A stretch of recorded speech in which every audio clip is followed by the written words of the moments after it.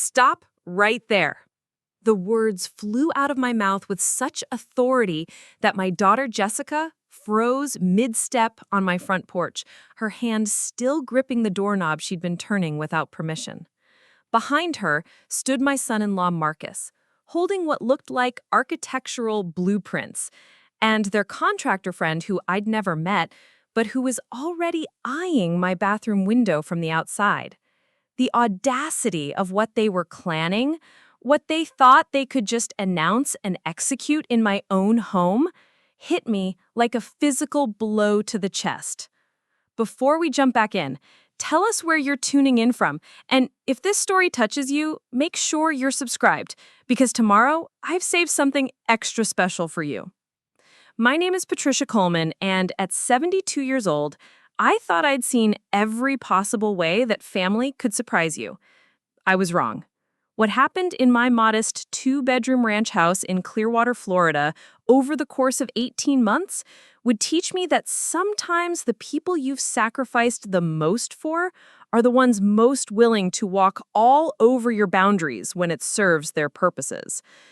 But I'm getting ahead of myself because to understand how we got to that moment on my front porch with my own daughter treating my home like her personal renovation project, I need to take you back to where this all began. I've lived in this house for 37 years, ever since my late husband Robert and I bought it as newlyweds fresh out of college. It's nothing fancy, just a simple 1,200 square foot home with 2 bedrooms, 1 bathroom, a cozy living room, and a kitchen that's seen thousands of family meals prepared with love. The bathroom they were so eager to demolish holds memories of giving my children baths when they were small, of Robert shaving every morning before work, of the small updates we made together over the decades to keep it functional and comfortable. After Robert passed away 8 years ago, this house became my sanctuary. Every room holds pieces of our life together. Every corner has a story, and every decision about changes or improvements has been mine to make. I've maintained it carefully on my teacher's pension and Social Security, keeping everything in good repair while staying within my modest budget. It's been exactly enough space for me, exactly the right size for my needs, and exactly the home I want to spend my remaining years in. That was before my daughter Jessica and her husband Marcus decided they knew better than I did about how I should live my life. It started innocently enough, the way these things always do. Jessica had been working from home since the pandemic, running a small marketing consulting business from the spare bedroom of their cramped 2-bedroom apartment across town. Marcus, a software developer, had recently been promoted to a senior position that came with the expectation of taking more video calls and managing a larger team. Their apartment, which had seemed perfectly adequate when they first moved in 3 years ago, was no longer meeting their professional needs. "Mom, we're bursting at the seams," Jessica complained during one of our weekly Sunday dinners last spring. "Marcus needs quiet space for his important calls, and I need room to spread out client materials. We're constantly stepping on each other, and it's affecting our work quality."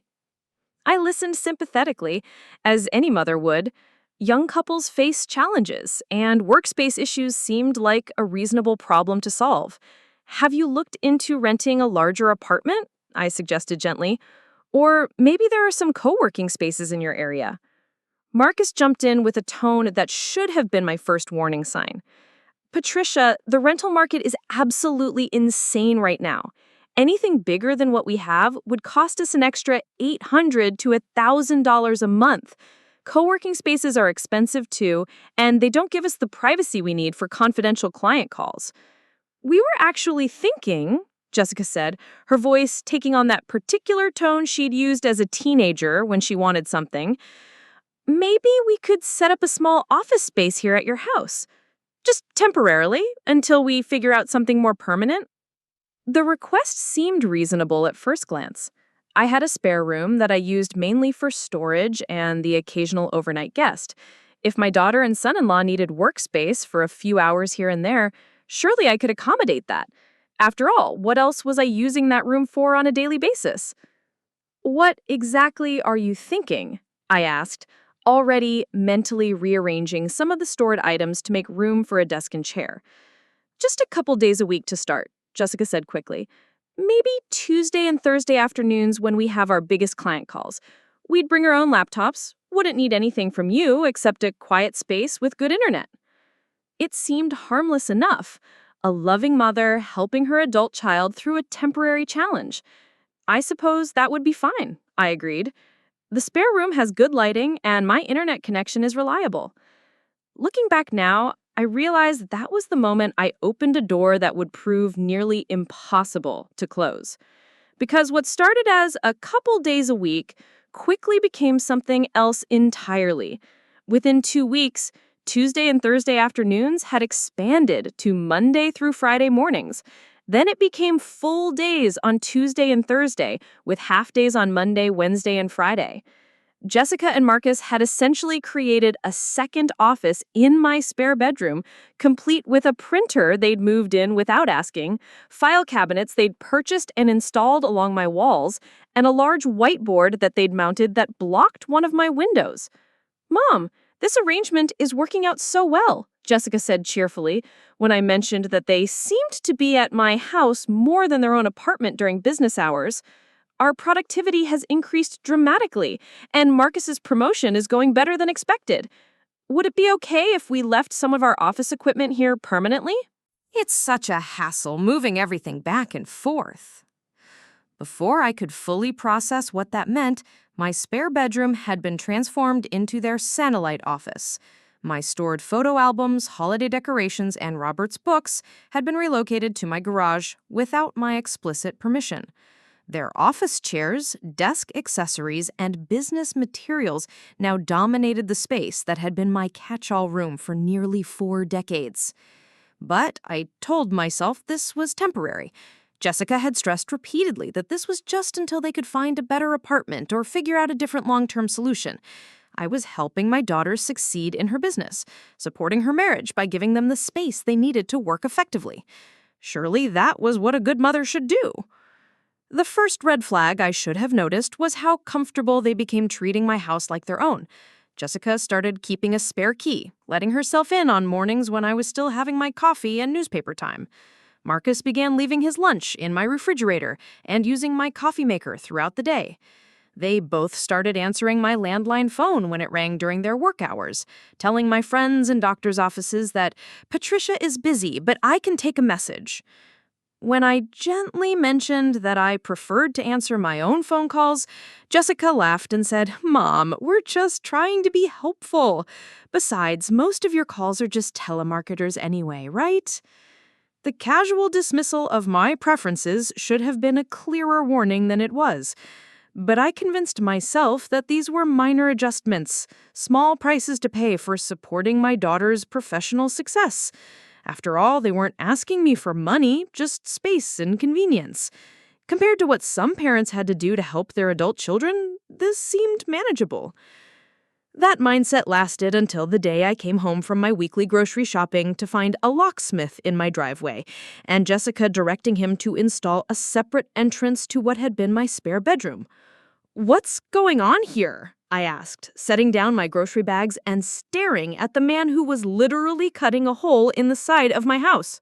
"Surprise!" Jessica said, with a bright smile that didn't reach her eyes. "Marcus and I realized that having clients come through your front door for meetings wasn't really fair to you. This way, our business contacts can come and go without disturbing your daily routine." I stood there, watching a stranger alter the exterior of my home without my permission, creating a separate entrance that would allow people I didn't know to access my property at will. "Jessica, you can't just modify my house without asking me first." "Mom, it's really not a big deal," she said with that same dismissive tone she'd used about the phone calls. "It's just a simple door installation. The contractor said it's completely reversible if we ever need to change it back." Marcus appeared from inside the house, holding a clipboard and looking very much like he was in charge of this entire operation. "Patricia, I hope you don't mind, but I also had them run a separate internet line to the office space. Our video calls were using too much bandwidth, and it was slowing down your connection for your Netflix and email." They had made unilateral decisions about permanent modifications to my home, spending what I could only assume was significant money on installations I hadn't approved, and presenting it all as a thoughtful surprise for my benefit. The presumption was breathtaking, but somehow they'd managed to frame it as consideration for my comfort and convenience. "How much is all this costing?" I asked, already dreading the answer. "Don't worry about it, Jessica," she said quickly. "This is our business expense, not yours. We're just grateful you're letting us use the space." That should have been reassuring, but something about the way she avoided giving me specific numbers made me uneasy. Why wouldn't they just tell me what they were spending on modifications to my property? And why did it feel like I was losing control of decisions about my own home? Over the following weeks, the changes continued. A small kitchenette appeared in what had been my spare bedroom, complete with a mini refrigerator, microwave, and coffee station. Business hours expanded from the original couple days a week to Monday through Friday, 8 in the morning until 6 at night. Clients began arriving for in-person meetings, parking in my driveway, and walking around to the new side entrance as if my home had become a legitimate office building. My quiet retirement lifestyle was completely disrupted. Strangers were on my property daily, phone calls and meetings could be heard through the walls. The steady stream of people coming and going made me feel like I was living in a business district rather than a residential neighborhood. When I mentioned to Jessica that the arrangement had grown far beyond what we'd originally discussed, she reminded me of how well their business was doing and how grateful they were for my support. "Mom, Marcus just landed 3 new corporate clients. We're finally building the kind of success we've always dreamed of. I hope you know how much your support means to us during this crucial growth phase." It was impossible to argue with their success or to feel anything but proud of their accomplishments. Preparing and narrating this story took us a lot of time. So if you are enjoying it, subscribe to our channel. It means a lot to us. Now, back to the story. But I was beginning to feel like a tenant in my own home, accommodating their schedule, their clients, their business needs, while my own comfort and routines became secondary considerations. The breaking point came on a quiet Tuesday morning in early fall. I was sitting in my living room, enjoying my coffee and reading the newspaper, when I heard unfamiliar voices coming from my bathroom. Not the spare bedroom that had become their office, but my personal bathroom that I'd been using for 37 years. I walked down the hallway to find Jessica, Marcus, and a man I didn't recognize standing in my bathroom with measuring tapes and notepads, discussing wall removal and plumbing relocation, as if they were planning a major renovation. "What's happening here?" I asked, my voice higher than usual with confusion and growing alarm. The stranger turned to me with a professional smile. "You must be Patricia? I'm Dave, the contractor. Your daughter and son-in-law have asked me to give them an estimate for converting this bathroom into a home office expansion."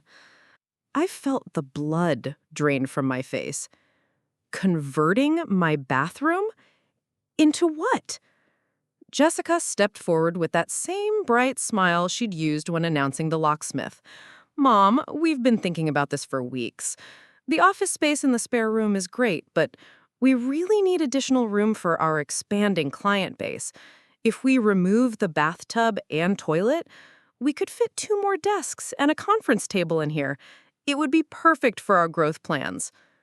"Where exactly do you think I would use the bathroom?" I asked, my voice barely above a whisper. Marcus spoke up with the tone of someone presenting a reasonable solution to a simple problem. "There's a half bath off the kitchen that would work fine for your needs. Plus, Patricia, let's be honest about how often you actually use that bathtub.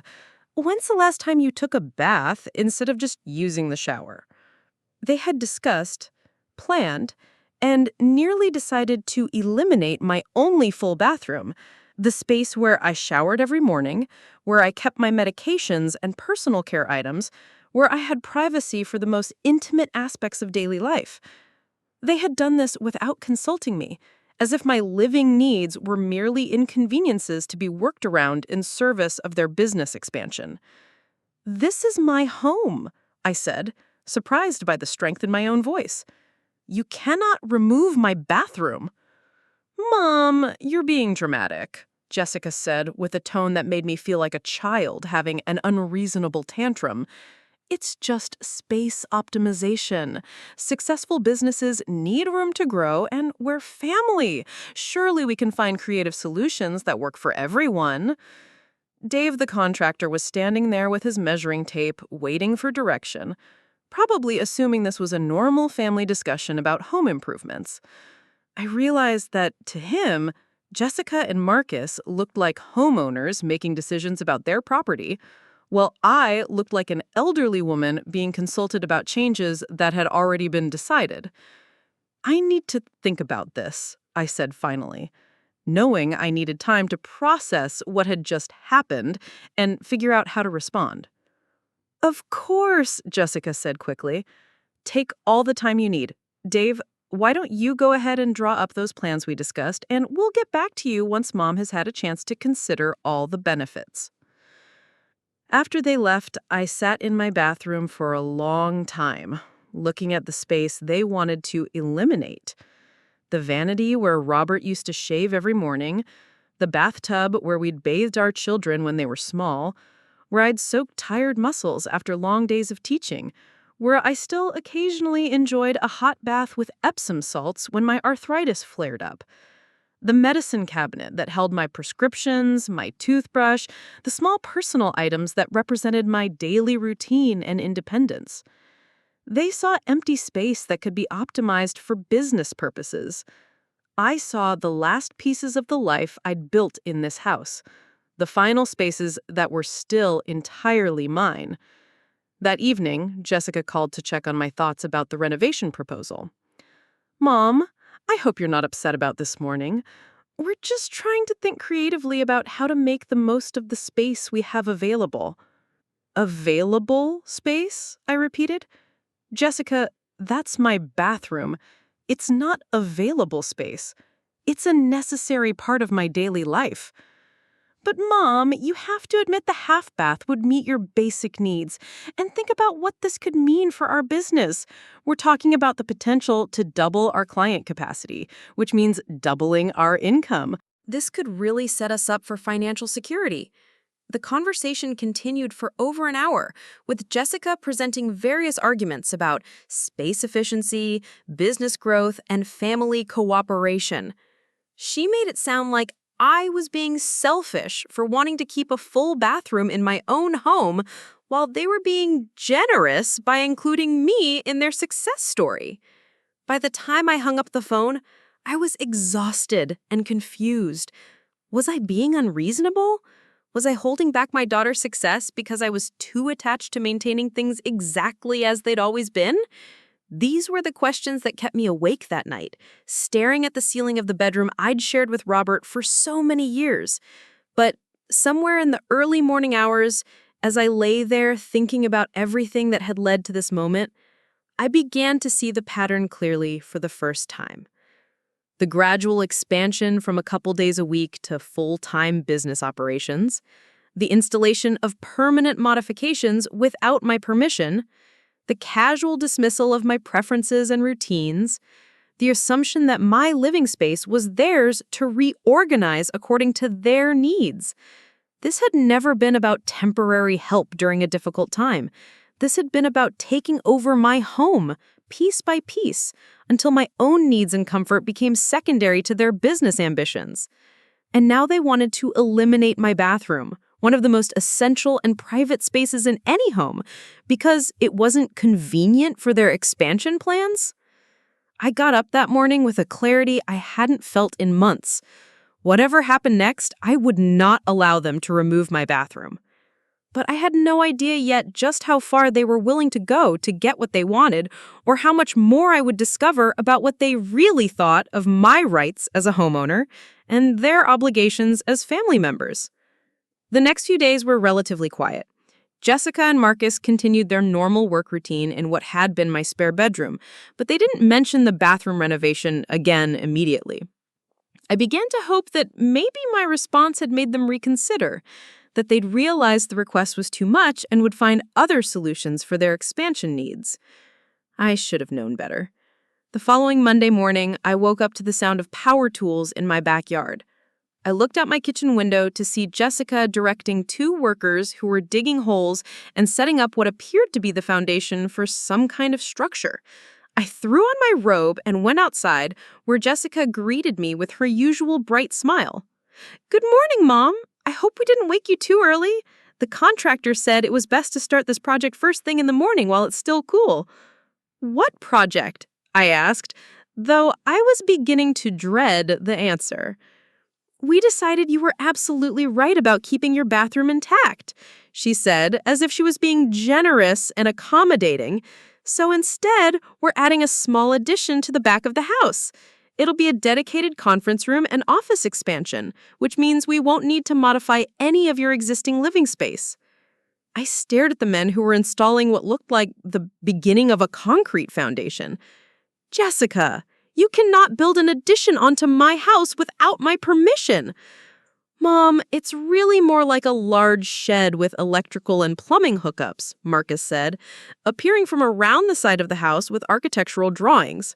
"The permits are all handled, the contractors are licensed and insured, and the whole structure will actually increase your property value significantly." "You got permits for construction on my property without my signature?" "The permits are in our names as the project managers.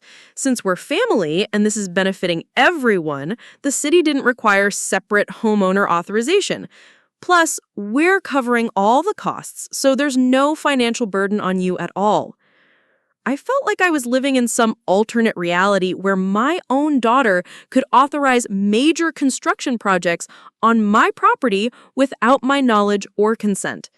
"How much is this costing?" "Don't worry about the money, Mom," Jessica said dismissively.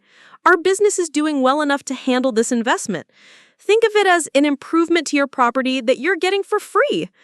But I was worried about the money because something about their confidence in spending large amounts on construction didn't match what I knew about their actual financial situation. Marcus had gotten a promotion and their business was growing, but they were still living in a cramped apartment they claimed they couldn't afford to upgrade.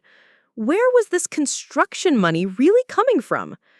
Over the next several days, I watched my backyard transform into a construction site. The workers were efficient and professional, but the noise, disruption, and constant activity made it impossible to enjoy the outdoor space that had been my peaceful retreat for decades. My garden was trampled, my bird feeders were relocated to accommodate the work, and my quiet morning coffee on the back porch became impossible. When I asked Jessica about the timeline for completion, she was vague. "These things always take longer than expected, Mom. Maybe 6 to 8 weeks for the basic structure, then a few more weeks for interior finishing."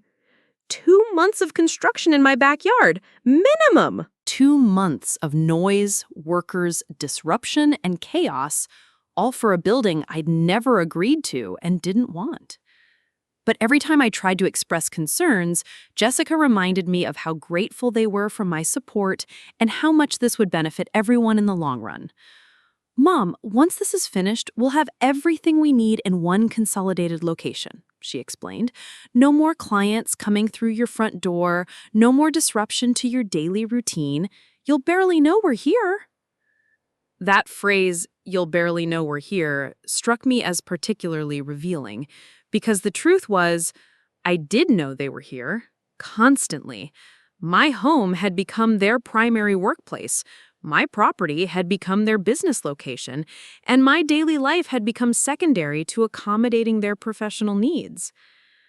But it was the conversation I overheard 3 weeks into the construction that finally opened my eyes to what was really happening. I was in my kitchen making lunch when I heard Jessica and Marcus talking loudly in the backyard, apparently assuming I couldn't hear them over the construction noise. They were discussing something about the timeline and keeping her calm until everything's finalized.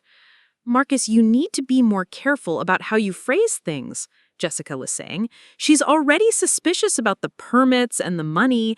If she finds out about the property transfer documents before we're ready to explain, this whole thing could fall apart. My blood went cold. Property transfer documents? I still think we should have told her from the beginning, Marcus replied. This whole step-by-step approach is making me nervous. What if she figures it out and decides to fight us on it? She won't fight us, Jessica said with a confidence that chilled me. She's never been willing to disappoint us or cause family conflict.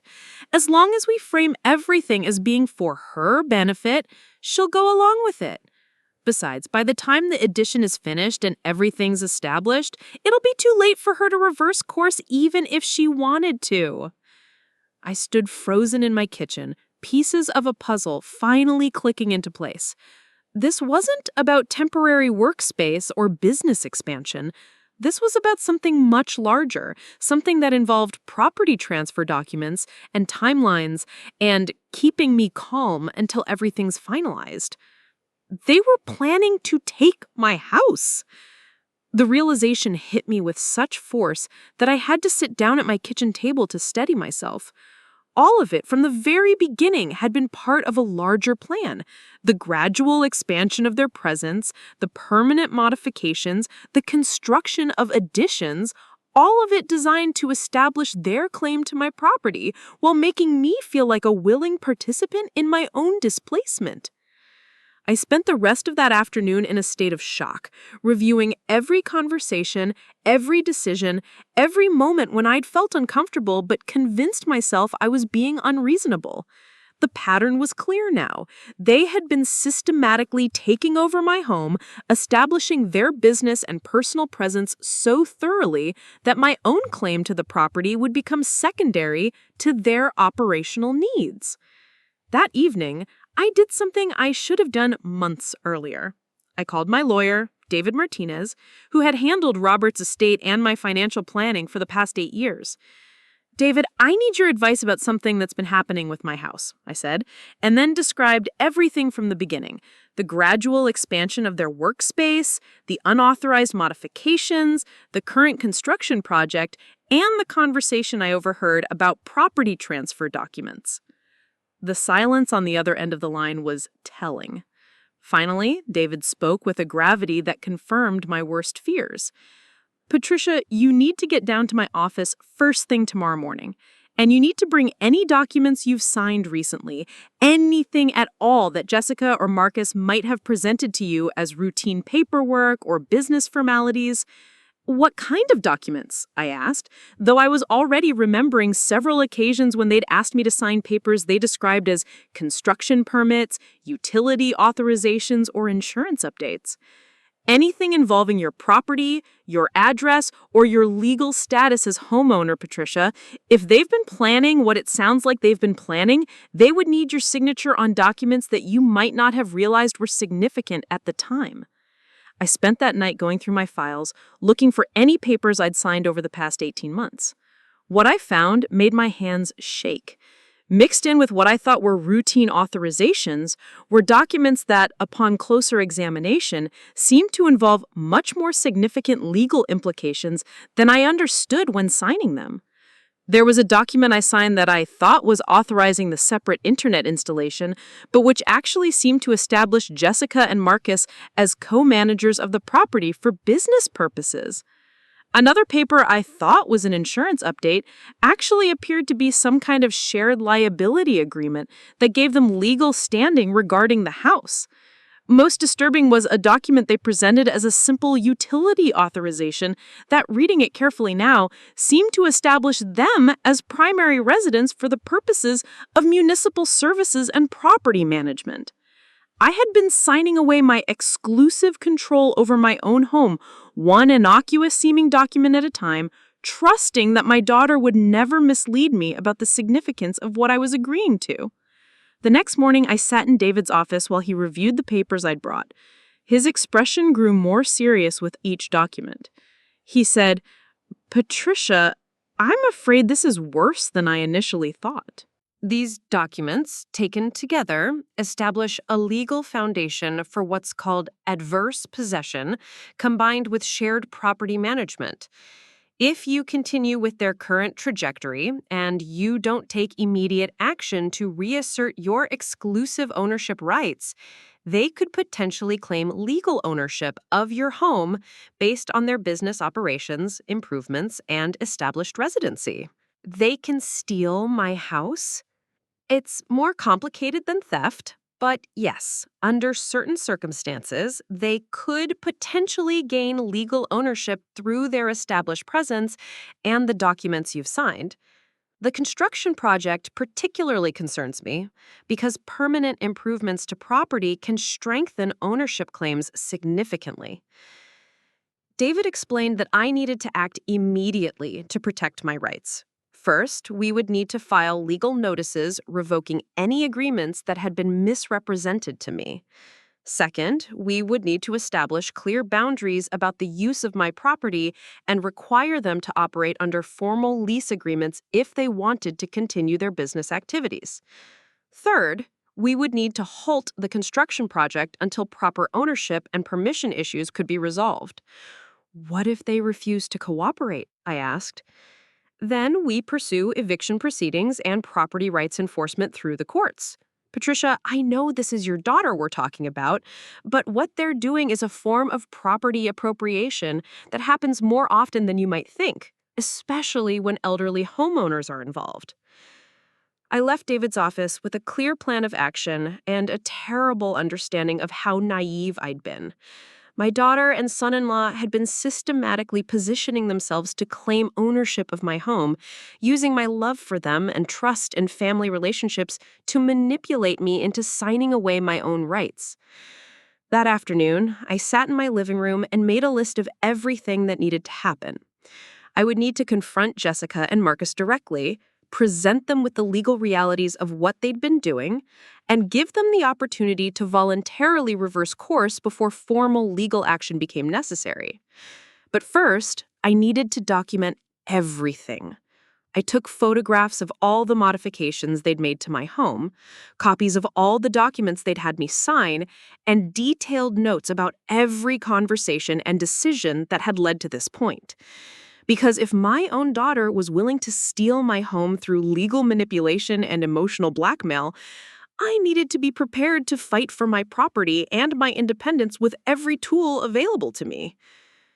The next morning, I was ready for the conversation that would determine whether this situation could be resolved within our family or whether it would require the courts to settle who had the right to live in the house I'd called home for 37 years.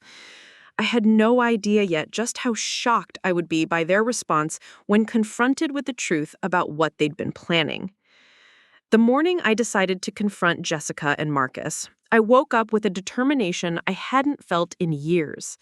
The construction noise from my backyard had started earlier than usual, and I could hear them in the kitchen making coffee and discussing their schedule for the day as if this was their home and I was merely a guest they were tolerating.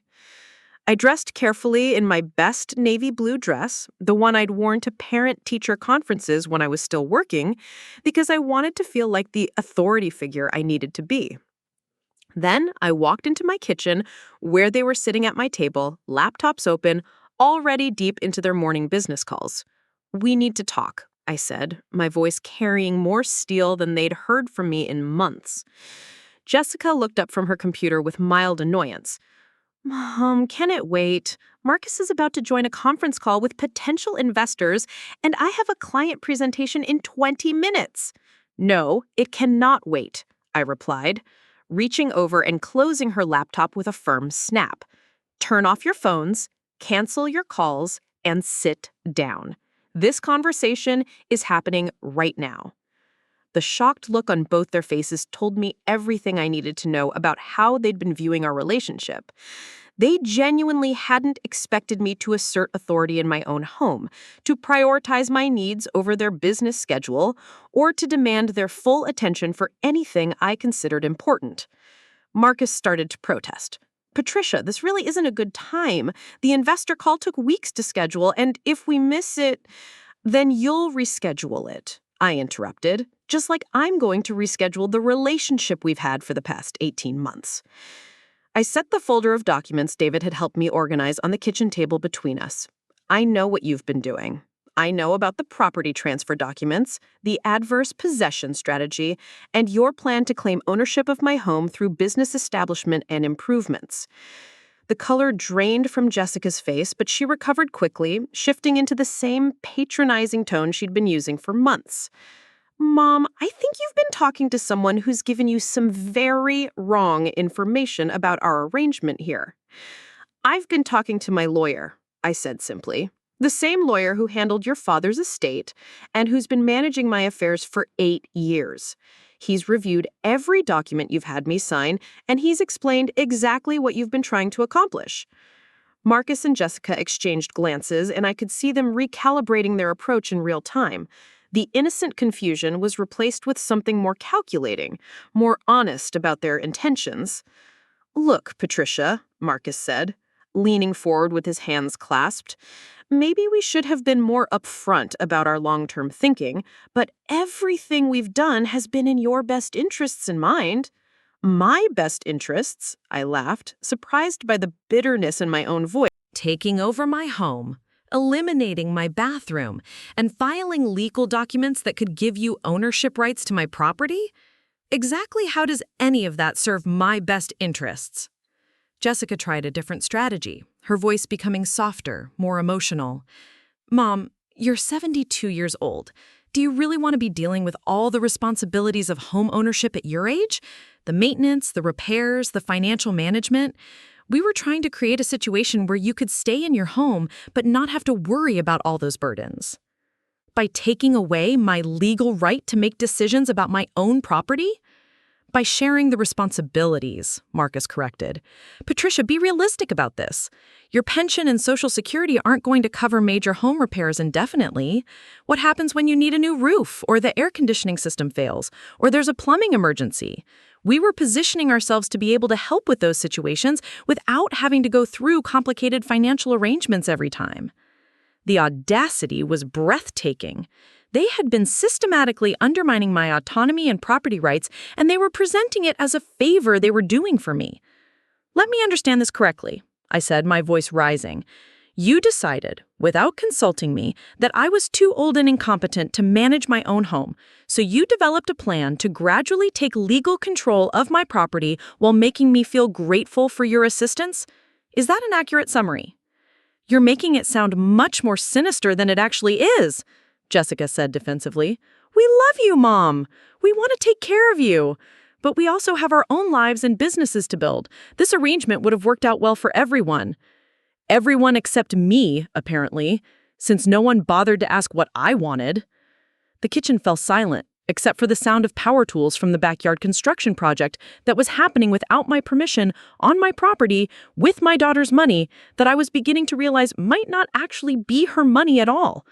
Where is the money for this construction coming from? I asked suddenly, the question arising from a growing suspicion I hadn't fully articulated even to myself. Another glance between them, this one more panicked than the last. Our business has been very successful, Jessica said carefully. We've been able to save quite a bit over the past year. How much is this addition costing? That's not really relevant to how much, Jessica. Marcus cleared his throat. The total project cost is about $35,000, but like we said, our business revenue has been strong enough to handle it. $35,000? That was more than half of my annual income, and they were treating it like a casual business expense. But something about their evasiveness told me there was more to the story. I want to see your business financial records, I said. If you're spending this kind of money on improvements to my property based on your business success, I want to understand exactly how successful you've actually been. Mom, that's private business information, Jessica protested. You wouldn't ask Marcus's employer to show you his salary records. Marcus's employer isn't building a $35,000 addition on my property without my permission. I stood up from the table, my decision crystallizing as I spoke. Here's what's going to happen. First, the construction stops today, right now. You're going to send those workers home and halt all work until we resolve the ownership and permission issues. Second, you're going to move your business operations out of my house within 30 days. All of it. The office equipment, the separate entrance, the kitchenette, everything goes. Mom, you can't be serious, Jessica said, her voice rising to match mine. We have client commitments, scheduled meetings, business operations that depend on this space. Then you'll need to find alternative arrangements, just like any other business would when their lease expires. We don't have a lease, Marcus pointed out. We're family. This is a family arrangement. Exactly, which means it can be ended by the family member who actually owns the property. And third, I continued, you're going to sign documents revoking any legal claims to shared property management or co-ownership that might have been established by the papers you had me sign under false pretenses. And if we refuse? Jessica asked, her tone shifting from pleading to something much harder. Then my lawyer files eviction proceedings and property rights enforcement actions against you. And trust me, after 18 months of documentation, we have a very strong case for both fraud and attempted property appropriation. The silence that followed was different from any quiet we'd shared as a family. This wasn't the comfortable pause of people who loved each other working through a disagreement. This was the cold calculation of people who'd been caught in a scheme and were weighing their options for damage control. Finally, Marcus spoke with a tone I'd never heard from him before. Patricia, I think you're making a serious mistake here. You're 72 years old, living alone in a house that's too big for your needs, struggling financially more than you want to admit. We were offering you a solution that would have provided security and support for your remaining years. My remaining years? I repeated. Are you threatening me, Marcus? I'm being realistic about your situation. Without our business income helping to support this property, without our presence here providing security and assistance, how long do you really think you can maintain this lifestyle? What happens when you have a medical emergency and there's no one here to help? What happens when you can't afford the property taxes or major repairs? Jessica jumped back in, her approach now alternating between emotional manipulation and practical pressure. Mom, Marcus is right. We've been subsidizing your living expenses without you even realizing it.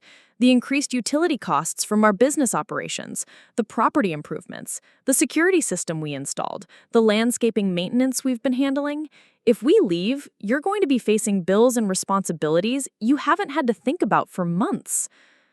I felt a chill of recognition. They hadn't just been taking over my property, they'd been creating financial dependencies that would make it difficult for me to function independently. The subtle subsidization of expenses that would become my burden once they left, the improvements I hadn't asked for that would require ongoing maintenance I couldn't afford, the systems and services that would need to be maintained or canceled. Are you telling me that you've been deliberately creating financial obligations that I can't meet on my own? We've been investing in this property and your quality of life, said Marcus smoothly. Investments that benefit everyone, but that require ongoing support to maintain their value. The manipulation was staggering in its completeness. They had been systematically creating both legal claims to my property and practical necessities that would make it impossible for me to function independently. Every improvement, every system, every service had been designed to make me dependent on their continued presence and support. Get out, I said quietly. Mom, get out of my house. Right now. Take your laptops, take your business materials, and get out. Do not come back without calling first and scheduling an appointment like any other visitors. You're making a huge mistake here, Jessica said, her voice now openly hostile. You have no idea how much we've been protecting you from, how much we've been handling that you can't manage on your own. Then I guess I'm about to learn, aren't I? They gathered their belongings with pointed silence, making sure I understood how much disruption my decision was causing to their important business operations. Marcus made several phone calls, canceling meetings and rescheduling appointments, speaking loud enough for me to hear about the family emergency that was forcing them to relocate their office on short notice. Jessica paused at the front door, one last attempt at emotional leverage. Mom, I'm your daughter. I love you. Everything we've done has been because we care about your welfare and want to make sure you're taken care of. Don't let some lawyer convince you that family members trying to help you are your enemies. Family members who try to help don't lie about what they're doing, I replied. They don't manipulate legal documents or create dependencies without permission. They don't threaten consequences when their help is declined.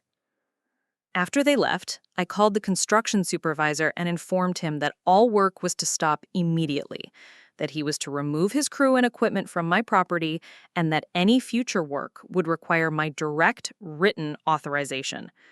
He was confused but professional, explaining that he'd been hired by Jessica and Marcus and would need direction from them about canceling the project. I'm the property owner, I told him firmly. Check your permits if you need verification. Any work done on this property without my explicit written consent is being done illegally. Within 2 hours, my backyard was quiet for the first time in weeks.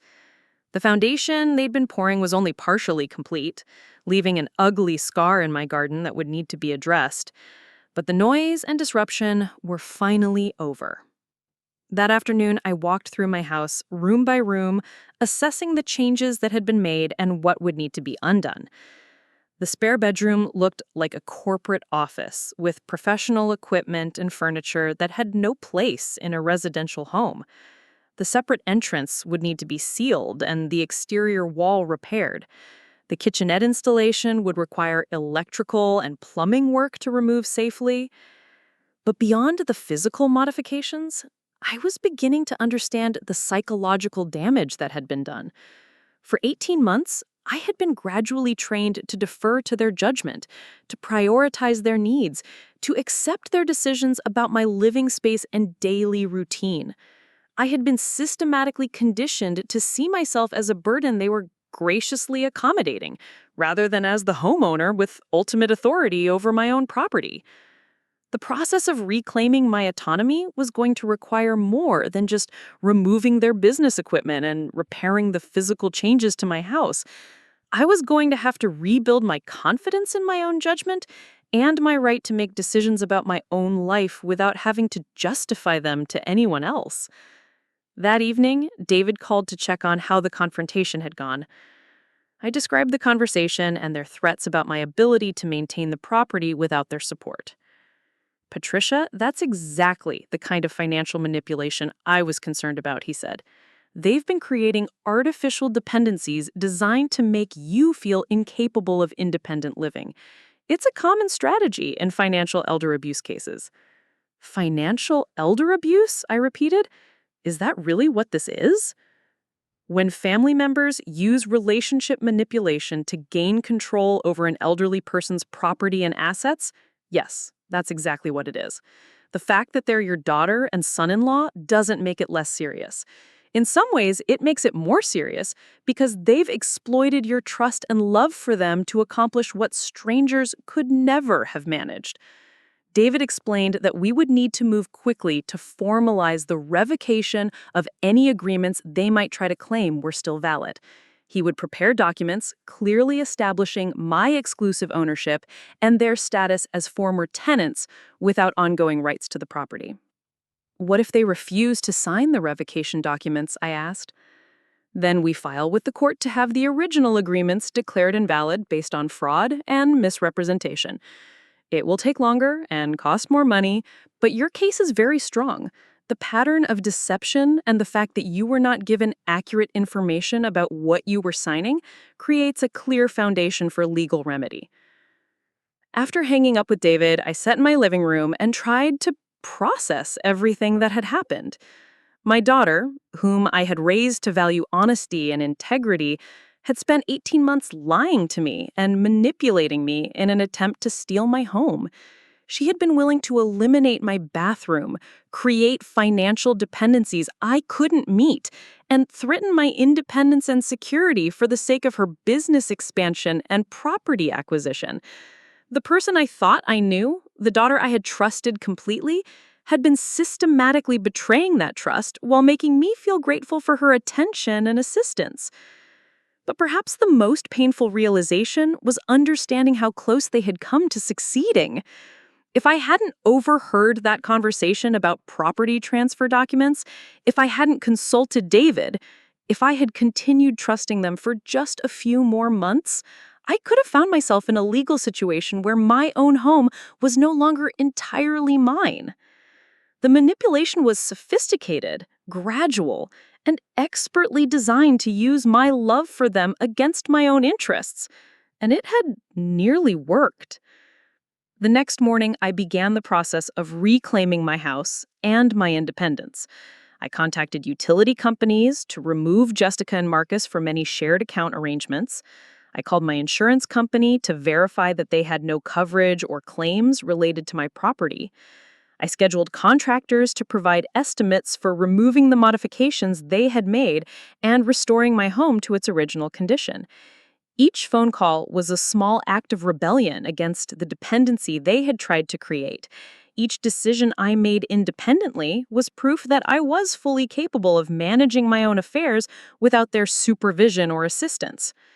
But I also knew that this was just the beginning of a longer struggle. They had invested significant money in modifications to my property, time in establishing their business operations, and effort in creating legal claims they weren't going to abandon easily. The battle for control of my home was far from over. In fact, I was beginning to suspect that their response to my resistance was going to be much more aggressive than anything I had experienced so far. I had no idea yet how desperate they truly were, or how far they would be willing to go to preserve their investment in my property. But I was about to find out that when people have been counting on stealing your home as their solution to financial problems, they don't give up easily when their plans are exposed. The real fight was just beginning. 3 days after I forced Jessica and Marcus out of my house, I discovered just how vindictive they could be when their carefully laid plans were disrupted. I woke up to find my water had been shut off, my electricity disconnected, and my internet service canceled. When I called the utility companies to find out what had happened, I learned that Jessica and Marcus had used their shared account access to terminate all my services, claiming they were moving and no longer needed utilities at my address. The customer service representatives were sympathetic, but explained that since Jessica and Marcus had been listed as authorized account managers, they had the legal right to make these changes. It would take several days to restore my services, require new deposits since the accounts had been closed rather than transferred, and cost me hundreds of dollars in reconnection fees. I was sitting in my dark, cold house with no running water, no electricity, and no way to contact anyone except through my cell phone, which was running low on battery with no way to charge it. The message was crystal clear. If I wanted to live independently, I would have to prove I could handle emergencies and disruptions on my own. But they had miscalculated how stubborn a 72-year-old retired school secretary could be when her independence was threatened. I drove to the nearest hotel and checked in for 3 nights, giving myself time to sort out the utility situation without having to suffer in an uninhabitable house. From my hotel room, I called David to report what they had done and ask whether their actions constituted any form of harassment or property interference. Unfortunately, if they were listed as authorized users on your utility accounts, terminating service was technically within their rights, David explained. But the pattern of retaliation is something we can document for the larger case. Keep all your receipts for hotel costs, reconnection fees, and any other expenses you incur as a result of their actions. While I waited for my utilities to be restored, I used the time to research something that had been bothering me since our confrontation. If Jessica and Marcus were spending $35,000 on home improvements, plus covering increased utility costs and property modifications, their business would need to be generating substantial income. But their living situation, their general lifestyle, and their constant focus on my property as a solution to their space needs didn't match the financial success they claimed. I decided to do some investigating of my own. Jessica had always been proud of her marketing consulting business, frequently mentioning client names and projects in our conversations over the years. She had told me about several major contracts they'd secured, corporate clients who were paying substantial fees for their services, and growth projections that justified their expansion plans. Using the hotel's business center computer, I started researching the companies Jessica had mentioned as their biggest clients. What I found was troubling. Two of the businesses she'd named as major accounts had actually gone out of business more than a year ago. Another company she'd mentioned as a recent acquisition had no record of ever existing. The corporate contract she'd described in detail appeared to be completely fictional. I expanded my search to include business registration records, tax filings, and professional licensing information for their consulting firm. What I discovered was that Jessica and Marcus's business was barely generating any income at all. Their most recent tax filings showed annual revenue of less than $12,000, hardly enough to support their own living expenses, much less fund major construction projects. The $35,000 they were spending on my property wasn't coming from business success. It was coming from somewhere else entirely. That night, lying in my hotel bed, I realized that their desperation to gain control of my property wasn't just about expanding their business operations. They were facing serious financial problems, and my house represented their solution to multiple crises at once: free office space, potential rental income from the addition they were building, and eventual ownership of a valuable property that could be sold or leveraged for cash. They weren't successful entrepreneurs who wanted to help their elderly mother while expanding their thriving business. They were broke adults who had identified my property as their way out of financial disaster. When my utilities were finally restored and I returned home, I found a certified letter waiting for me. It was from a law firm I'd never heard of, representing Jessica and Marcus in what they described as a quote-unquote property dispute resolution matter. The letter claimed that I had entered into a verbal agreement allowing them to establish a business on my property, that they had made substantial improvements to the premises based on my explicit authorization, and that my recent attempts to terminate their tenancy constituted breach of our oral contract. They were demanding compensation for their business disruption, reimbursement for improvements they had made to my property, and formal establishment of a lease agreement that would allow them to continue operating their business from my home. I called David immediately. "They're suing me for the right to stay in my house?" "It's more of a pressure tactic than a serious legal threat," David assured me.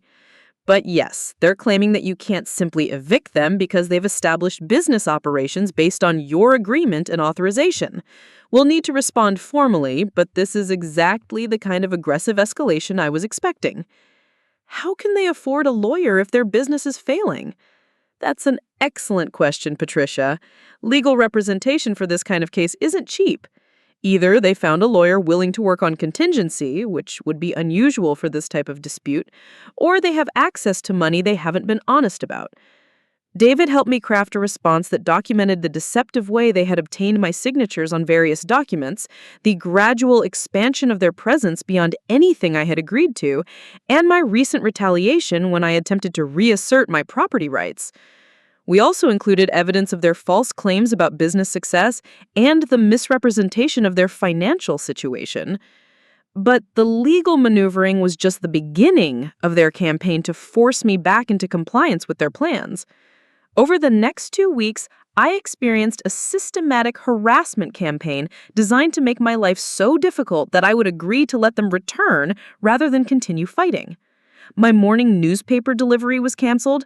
My prescription medications were delayed when someone called claiming to be my daughter and changed my pharmacy information. My longtime hairdresser received a call explaining that I was developing dementia and might become confused or agitated during appointments.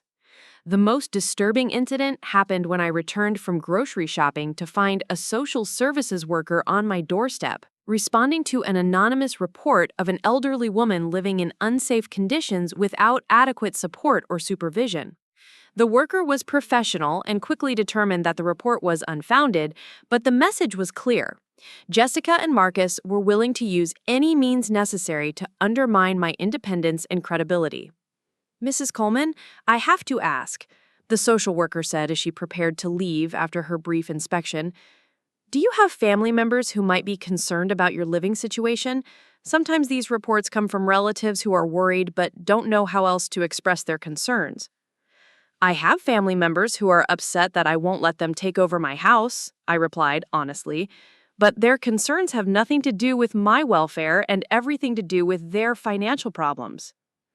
After she left, I sat in my kitchen and tried to process the escalation of their tactics. They were attempting to destroy my reputation, disrupt my daily routine, and create an official record of me as an incompetent elderly person who needed supervision. If they could establish that I was unable to live independently, they could potentially gain legal guardianship or conservatorship, which would give them control over my property and financial decisions. The realization that my own daughter was actively working to have me declared mentally incompetent was devastating in a way that their property scheme hadn't been. This wasn't just about money or real estate anymore. This was about my fundamental right to make decisions about my own life. I called David to report the social services visit and ask what legal protections were available to prevent future harassment. Patricia, what you're describing is elder abuse escalation, David said grimly. When financial manipulation doesn't work, abusers often shift to tactics designed to isolate their victims and undermine their credibility. We need to document everything and consider seeking a restraining order. A restraining order against my own daughter? A restraining order against people who are harassing you and attempting to interfere with your independence through false reports and malicious interference with your services and medical care. The fact that one of them is your daughter doesn't give her the right to abuse you. That weekend, I made a decision that would have seemed impossible to me 6 months earlier. I changed all my locks, installed a security system, and arranged for all my important services to use password verification for any changes or cancellations. I was essentially fortifying my home against my own family members. But I also did something else that felt like the most important step I could take toward reclaiming my life. I started reaching out to friends and neighbors I had been neglecting during the 18 months when Jessica and Marcus had dominated my daily routine. I called my sister in Tampa, whom I hadn't spoken to in months because I had been too embarrassed to admit what was happening with Jessica. I reconnected with former colleagues from my teaching years who had tried to maintain contact but had gradually given up when I became less available for social activities.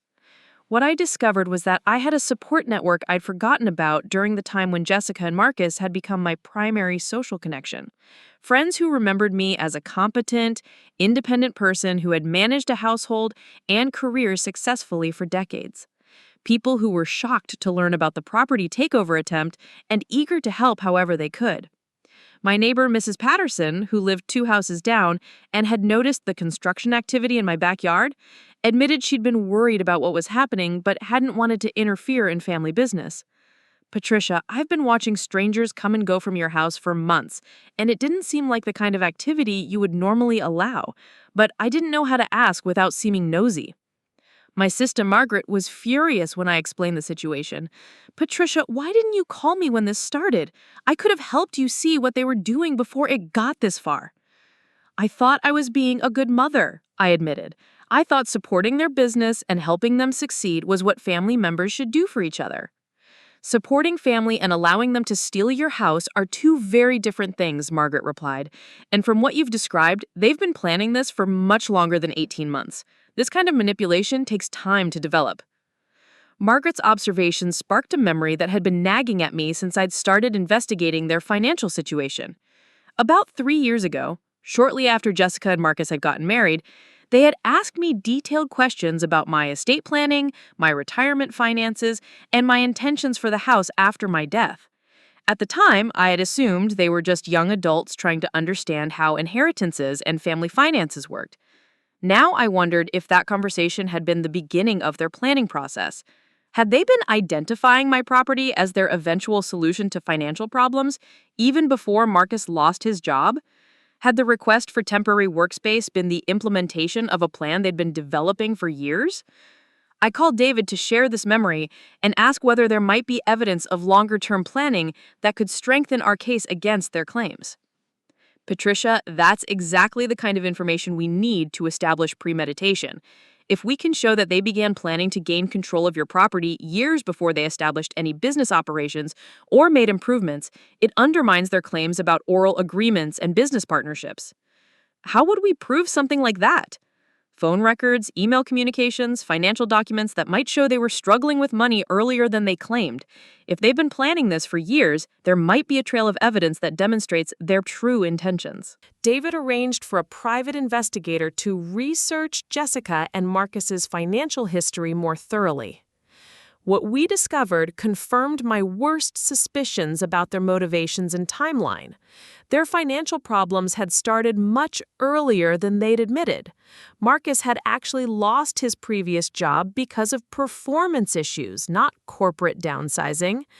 They had defaulted on credit cards, missed rent payments, and been evicted from their previous apartment for non-payment. The timing of their requests to use my spare bedroom coincided exactly with their eviction, meaning they had been essentially homeless when they convinced me to let them work from my house. But the most damaging evidence was a series of text messages between Jessica and Marcus that the investigator had obtained through legal discovery processes. Messages dating back over 2 years that discussed my house as their backup plan and strategized about how to gradually establish residence and document improvements that could support ownership claims. The smoking gun was a message from Jessica to Marcus sent 6 months before they ever asked to use my spare bedroom. Mom's house would solve all our problems. We just need to figure out how to make her think it's her idea to let us move in. They had been planning to take my house for years.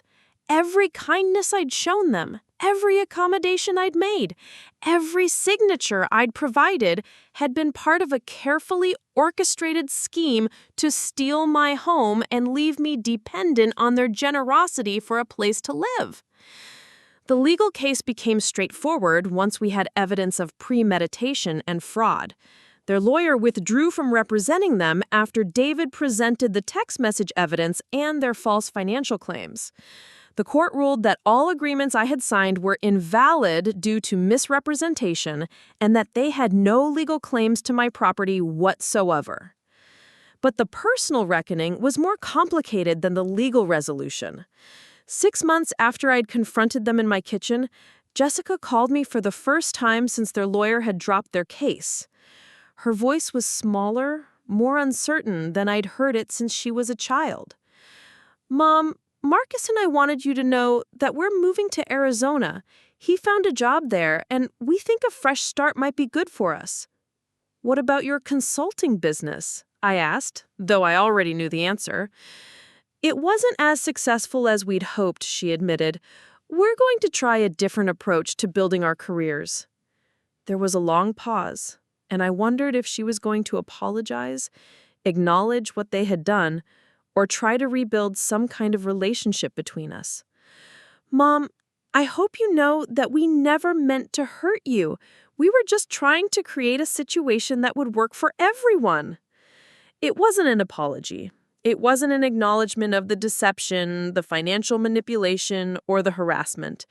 It was one final attempt to reframe their behavior as misguided good intentions rather than deliberate fraud. "Jessica, you spent years planning to steal my house. You lied to me, manipulated legal documents, and tried to have me declared incompetent when I resisted your scheme. That's not trying to create a situation that works for everyone. That's elder abuse." "I'm sorry you see it that way," she said, and I could hear the finality in her voice.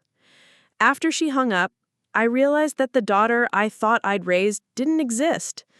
The person who had called me was someone who could orchestrate an elaborate property theft scheme against her own mother and still believe she was the victim when it failed. Today, my house is exactly as I want it to be. The spare bedroom holds my craft supplies and photo albums again. My bathroom remains intact and private.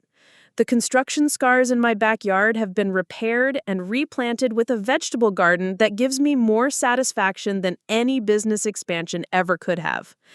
I've learned to live with the knowledge that I raised a child who was willing to sacrifice my independence and security for her own convenience. But I've also learned that I'm much stronger and more capable than I'd given myself credit for during those 18 months of gradually surrendering control over my own life. Sometimes family members show you who they really are when they think you're too vulnerable to resist their plans. The most important thing you can do when that happens is believe what they're showing you and protect yourself accordingly. My home is mine again. My decisions are my own again. And I'm not naive enough anymore to mistake manipulation for love or theft for generosity.